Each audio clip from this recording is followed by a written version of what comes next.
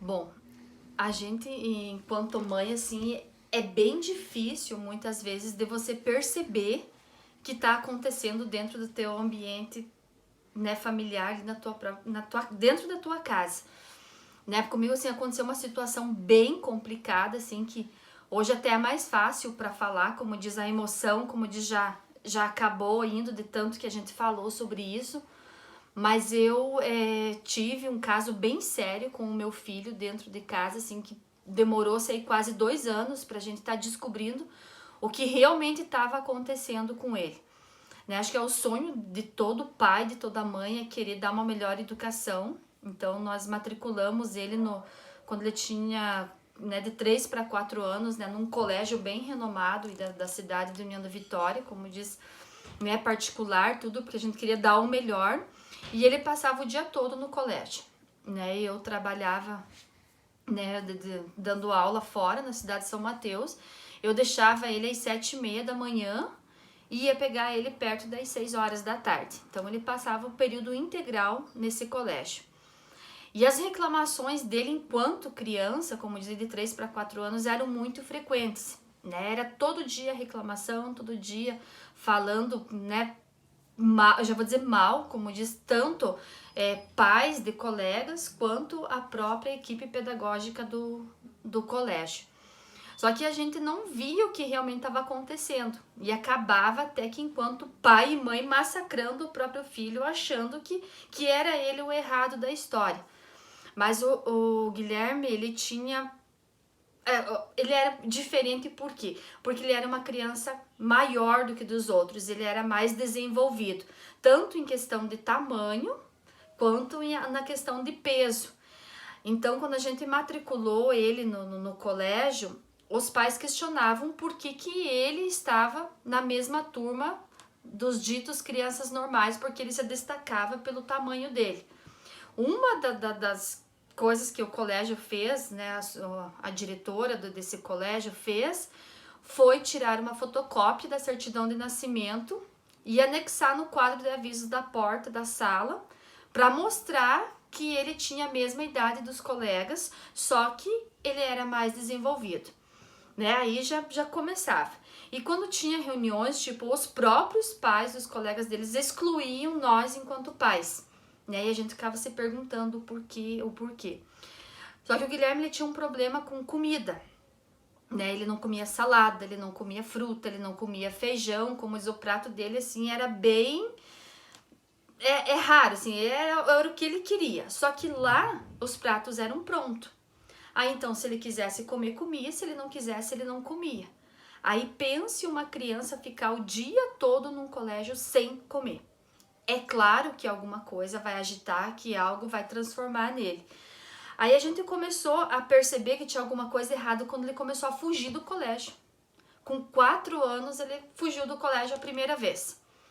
Né, o colégio ficava numa determinada rua, para baixo desse colégio era o Banco do Brasil, e um homem trouxe ele, como estava, né, com o uniforme do colégio, trouxe ele pela mão, tocou a campainha do colégio e entregou esse nosso filho, dizendo que ele estava lá embaixo, na esquina, perto do sinaleiro, uma criança de 4 anos. Né? Nossa, aí foi questionado que nós tínhamos que levar no neuro, que era algum problema assim.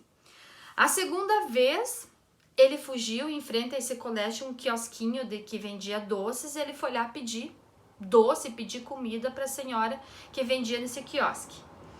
A terceira vez que aconteceu, tudo isso no mesmo ano que aconteceu, eles não encontravam o Guilherme. Né? A gente foi buscar ele, era 10 para as 6, e eles desesperados que não encontravam.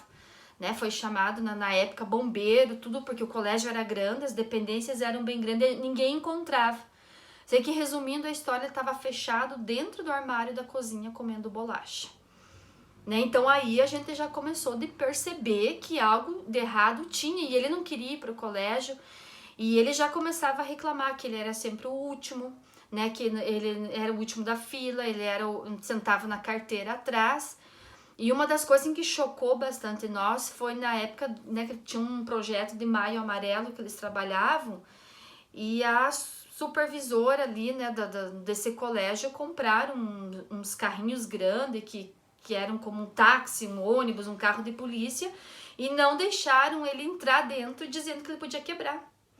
Né? E na hora que eu fui buscar ele no colégio à tarde, ele estava em pranto e chorando porque a professora e a tia lá, que era supervisora, não tinha deixado ele brincar. Né? E daí nessas reuniões constantes com psicóloga, tudo, a gente resolveu, né, levar ele numa psicóloga para ver. E foi aí que a psicóloga foi descobrindo tudo que estavam fazendo para ele. Então, como ele ficava sem comer, como ele era excluído, ele não participava das atividades dentro da sala, que como castigo para ele, ele ficava na sala da supervisora, né, vendo um livrinho ou alguma coisa assim, que a gente foi descobrindo para ele, né, o que estava acontecendo. Aí a gota d'água, assim, pra gente tirar ele do colégio, que realmente foi quando eu, né, tava dando aula e num belo dia, como disse, faltou o professor, a gente acabou adiantando uma aula e às 11 horas fui buscar ele. Né, e quando eu fui buscar ele, já, né, o supervisor já tinha ido embora, né, a tia da cozinha que me abriu a porta e falou assim, olha, eles estão lá no refeitório almoçando. Eu fui buscar ele, já escutei aquele choro sentido dele dentro do refeitório. Quando eu abro a porta e vejo, assim, todos os alunos, né, de 4 anos e pouquinho, sentados junto com a professora almoçando, e ele sentado num canto, acrocadinho, chorando, né? Aí eu entrei, chamei ele pelo nome, ele veio assim, me agarrou nas pernas e falou assim, olha mãe como a prof me deixa sem comer. Nossa, aquilo ali foi assim, a gota d'água, que realmente ele estava dando todos os indícios do que ele estava sofrendo, né, dentro da escola, e nós, enquanto pais, não queríamos ver, porque era um colégio de renome, acreditava no trabalho deles, só que infelizmente isso causou danos psicológicos para ele até hoje. Né, já se passaram aí 5 anos desse episódio e até hoje eu não posso passar por frente do colégio, que ele tem ataque, ele fica nervoso, ele começa a bater, ele põe a mão no rosto, né? Por que vocês estão passando por aqui? Então é um dano assim sério que causou, tanto psicologicamente, né, quanto fisicamente para ele, porque, né, ele é, né, como diz, de uma estrutura diferente dos outros, né, maior, e até hoje assim ele fica meio desenchavido quando alguém chama ele de gordinho, ou porque ele é grande, isso ou aquilo.